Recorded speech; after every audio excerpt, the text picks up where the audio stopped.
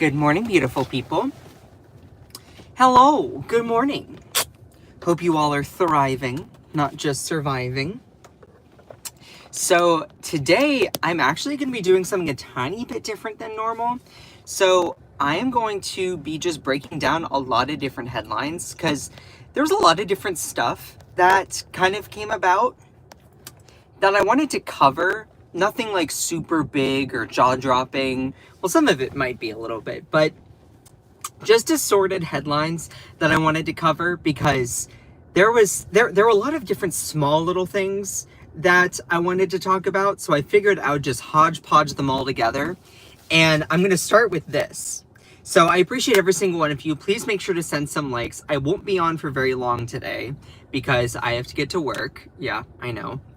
I always over prepare and then I don't always go as long as I want. But that all being said, Cantisa, I'm not getting notifications for your videos. Boo! Boo! Well, maybe did you turn on like push notifications or like post notifications? That's like a whole thing. But anyway, good morning, beautiful people. I posted a video yesterday about Donald Trump and golf, and I don't know if I was as eloquent as I wanted to be in that video. I feel like I could have driven home the point more. The whole idea behind it, if you saw it and you're like, I don't know what you're trying to say. A lot of rich and powerful people literally manipulate reality to suit their desires so that they can like bend reality to fit what they want to live in. And you're like, well, yeah, duh. But like, it's such to a magnified extent for people who are like wealthy, privileged, people like Donald Trump, where their staff will literally aid and abet their delusions in order for them to have the biggest audacity to do whatever they think they can, like trying to steal an election. Anyway, that was my whole point, is that Trump's staff literally is enabling his delusions. But anyway, I appreciate every single one of you. YouTube was also down for 2 days here. Oh, wow, that sucks. Well, Kantisa, I'm glad that you're here and sending lots of love.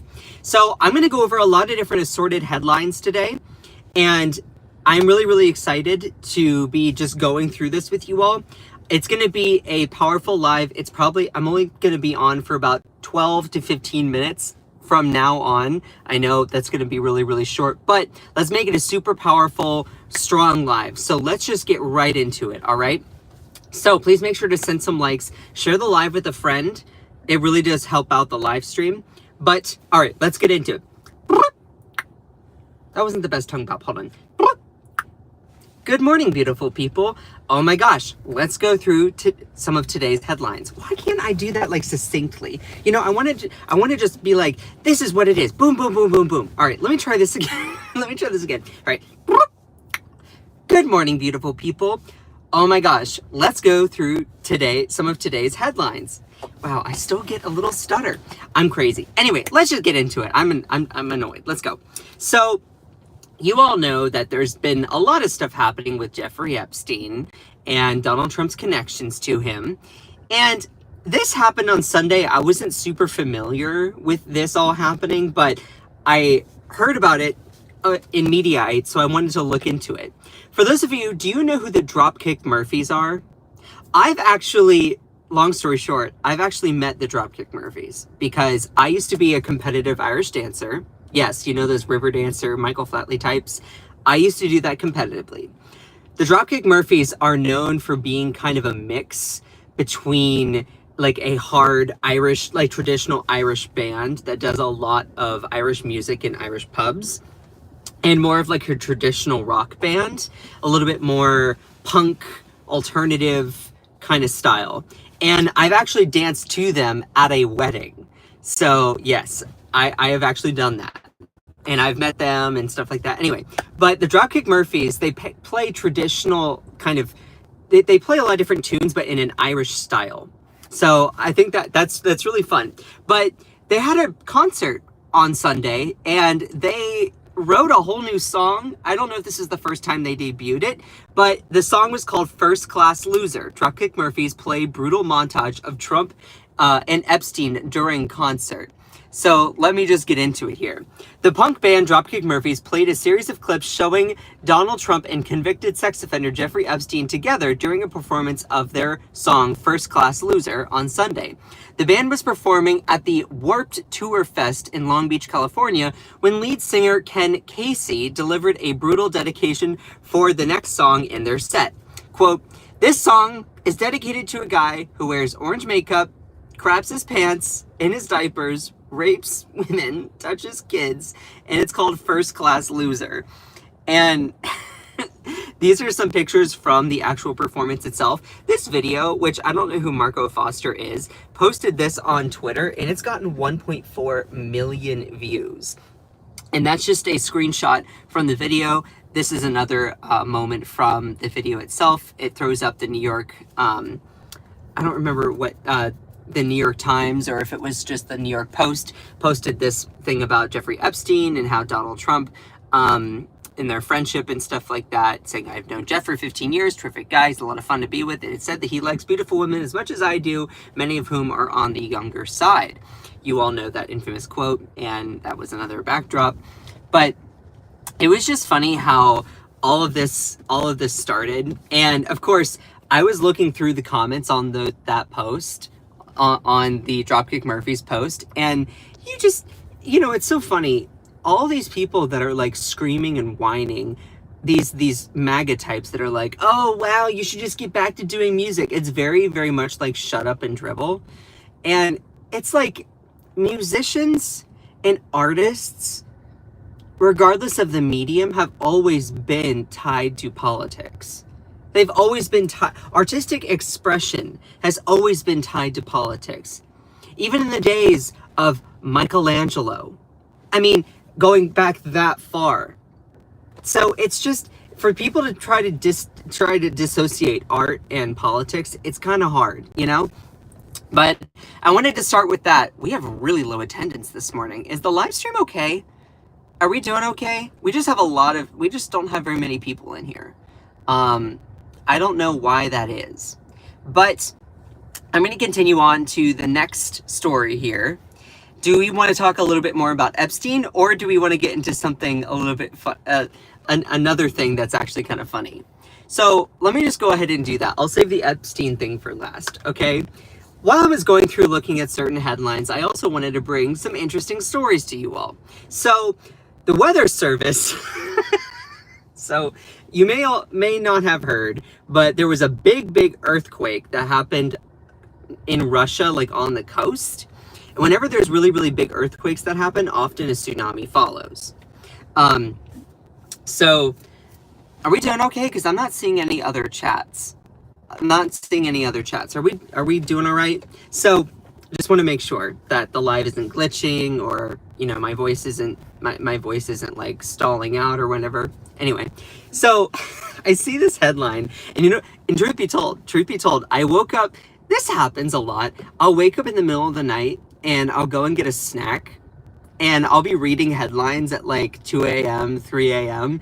And it's funny because this came out at 12:03 a.m. So naturally, I'm like stumbling downstairs and I'm like getting a snack in the middle of the night, and I see this as a headline, and I'm like, am I awake enough for this? Anyway, it's saying there's an error. We're doing okay. There just isn't anyone in here. Okay.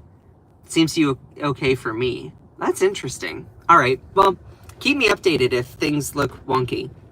So, anyway, but I saw this story, and it's Weather Service assures North Dakotans that there is no threat of tsunami in landlocked state. So, unfortunately, there was a really big earthquake that happened in coastal Russia. And when a huge earthquake often happens around the coast, that rift often creates a big tsunami. And for some odd reason, this arose to national headlines because there was a post that got a lot of eyes on Twitter, X, whatever it's called. So the National Weather Service in Grand Forks, North Dakota, assured North Dakotans that there was no threat of a tsunami in the landlocked state on Tuesday. After a social media user asked, "Where is the tsunami warning for Fargo?" Apparently, people are searching for this. The National Weather Service Grand Forks advised that there's no threat, yada, yada, yada. So here's the thing. This person went to social media, and I don't know what they were doing. I think they were just asking where the tsunami was. So they typed in, like, when you type it on Google and you have the like automated populated search results come up, they'll type in like, was there a tsunami? And this will pop up with different suggestions. Oftentimes, to my knowledge, those suggestions are, okay, popular asked questions. So people also search for, that means that it's a question that people have asked. Now, for those people who might be a little bit more knowledgeable, about AI or algorithms on Google, maybe you can tell me a little bit more here. But I'm looking at this and I'm like, who is searching for that? Or is this just auto-populating with different places that are nearby? I went to go to this person's platform and I said, okay, well, do they live in North Dakota? Are these just suggestions for them? Not like that people have actually been searching for it? And I couldn't find where they're from. It doesn't seem like it's North Dakota given the shock of the post itself. But it was funny because I looked at this and I'm like, huh, I don't get this. But this person says, where's the tsunami warning for Fargo? Apparently people are searching for this. And so literally Fargo, North Dakota, their National Weather Service in Grand Forks literally responded saying there is no threat for tsunami impacts in North Dakota. So I was just looking through at some people's reactions in these posts, and are people this stupid and geographically challenged? Look, more people do not know geography. There are way more people who do not understand or know geography than we like to admit. I'm one of these people that loves maps, so I kind of like, look at that stuff, but not everyone does. It's super sad nobody asked you guys about a tsunami in Nodak. Is that supposed to be North Dakota?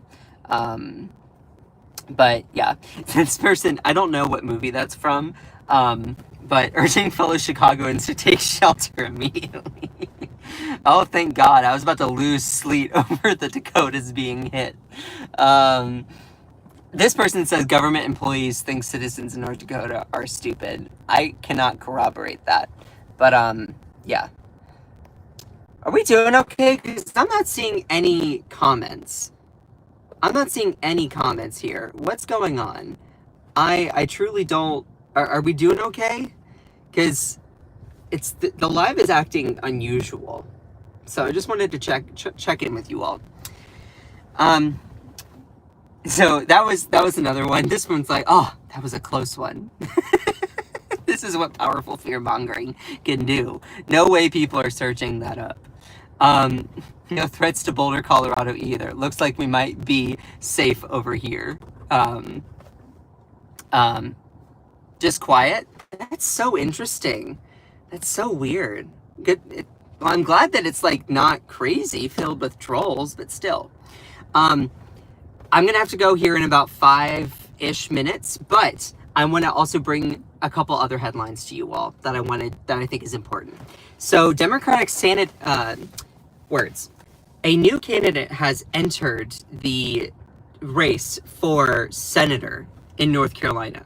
I live in North Carolina, so this greatly matters to me. And I've actually met Roy Cooper. Roy Cooper he's been the governor. He was the governor of North Carolina for 2 terms. And Roy Cooper he was born in Nashville, North Carolina, which is a smaller hamlet town. It's in Nash County. He was a farmer. I think he's very religious. He doesn't like proselytize or push out on anyone, but he taught Sunday school. He's a Christian, all that stuff, and he's a Democrat governor. His biggest legacy was expanding Medicaid in North Carolina, while also Republicans were in the state legislature, had power over the state legislature. So he's a very, very popular, well-liked governor. He has a very southern drawl, which I think is something that really warms people up. He doesn't sound very divisive. He doesn't feed into negativity. He's very like, just shut up and let me do my job kind of thing. And I really like Roy Cooper because he sounds way more progressive than people actually think he is, but he also finds ways to like bring people together. So he was a really, really good governor. I mean, there were things I would want him to do more on, though the difficult part is a lot of the things that he vetoed were overridden by the state legislature. That all being said, he is now within the first 24 hours of entering the Democratic primary race for our next senator, has broken fundraising records. And the first interview he gave was with Brian Tyler Cohen, who I am a big fan of. I don't align with everything all the time with him in his approach to everything, because I'm a super, super critical person. But at the same time, I greatly admire and look up to and also kind of follow the principles of what Brian Tyler Cohen does. I would consider myself very similar to him in that case. But I thought this was really, really cool that Roy Cooper has entered the race in North Carolina. This greatly affects me. For those people who do not know, his campaign told Politico that it raised more than $2.6 million raised directly to his account, with 95% of that $2.6 million totaling from donations of $100 or less. So he has a very grassroots funded campaign already, though he is also taking another $900,000 in joint fundraising committees. So, I mean, I really wish that he wouldn't take any sort of corporate PAC money, because, you know, I think it's important to be funded by the people in that sense. Though I think this is really, really heartwarming to see.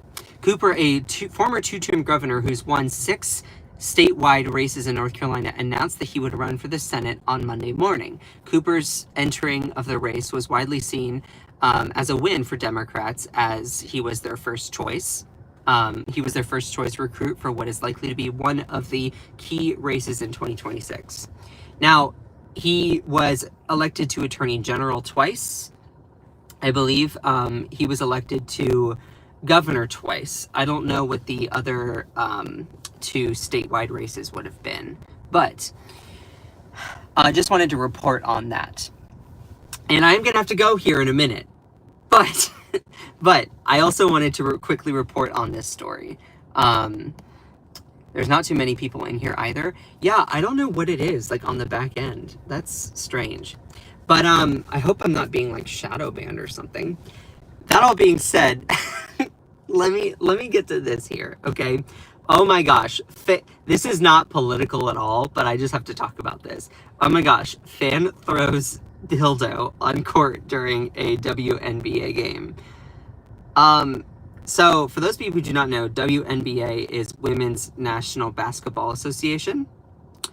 Donato, at least. Do you feel like an alpha male asking that question? These people are so sad. They have to resort to that kind of crap in order to get attention. They're like, ooh, let me get this cute little gay guy's attention. It's okay to have a crush, Donato. It's okay. It's okay. But this, oh my gosh, fan throws dildo on court during a women's national basketball game. So let me show you some pictures here. I wish I could play the video, but I want to at least show you. It was a green dildo. Yes. And you can see from the arrow, it was thrown from this area above. And I'm going to track it across 4 different pictures, all right? So you can see it right there. And it goes onto the court and it bounces. It bounces, you can see right there in the middle of that little section. Then it bounces going this direction, and then eventually off the screen.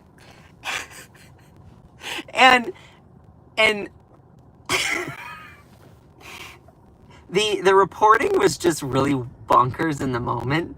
And I looked and found the video and watched it several times, and I'm like, oh my god. But let me get to some of the comments here, because this sports commentator was laughing hysterically. Why would someone even bring stuff like that to a WNBA game? What's diabolical is you get ejected as a fan for laughing when a player loses their wig during a game, but you can throw a neon dildo on the court and stay. I don't know if that's a fair comparison, because they couldn't identify who threw it. So, and I don't know what the other situation was in question, so I cannot corroborate it. But if that is true, that would be really, really bonkers. I don't understand why they would be upset. First of all, don't want to assume that people do that or use it. And it's kind of sexist for you to say that. Glad it wasn't in Chicago. There's no way the thing would have bounced. Angel would have counted it as a rebound. I don't know exactly all the sports terminology, but that's funny. Why are they acting like they can't touch it? CNN's Aaron Burnett was reporting that the dildo may have been white. Well, to be fair, I mean, from a distance, because of the green color, someone might be colorblind and seeing that. Who knows? But there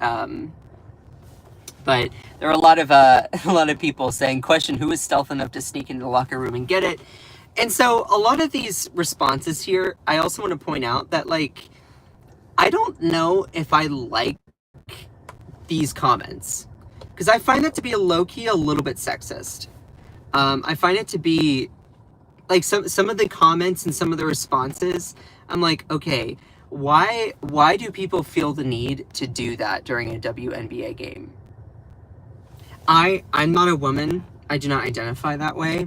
I do not have the biological capacity to carry a child. That all being said, I'm looking at this from a man's perspective, and I'm like, y'all, this is just stupid. This is stupid.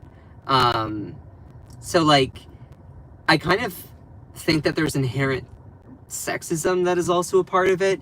Maybe I'm out of line, especially some of the comments that we're talking about it, like, and the thing is, like, some of the people are like, oh yeah, they obviously found it in the women's locker room. Like, this has nothing to do with the game whatsoever. Nothing to do with the game whatsoever. And they're going on and saying that kind of stuff. And I just find that to be wrong, because it shows men's inherent view that they are superior. I don't know if it goes that deep, but I'm just looking at this and I'm like, yeah, that's not cool. Anyway, I have to get going to work. I love all of you. Shout out to my amazing moderators. Moderators, please DM me if you saw any weirdness with the live stream. I don't know what exactly happened, but I love all of you so much. Shout out to my amazing moderators, Kentisa, Elisa, Ellie, Kate, Cherie. I love all of you so much. Ellie, Akicha. I could not do any of this without you all. Jenny, Joanna, and just remember that you are beautiful, you are loved, you are valid, you are strong, and you are fierce. Don't let anyone or anything ever dim your shine. I love all of you so much. Bye!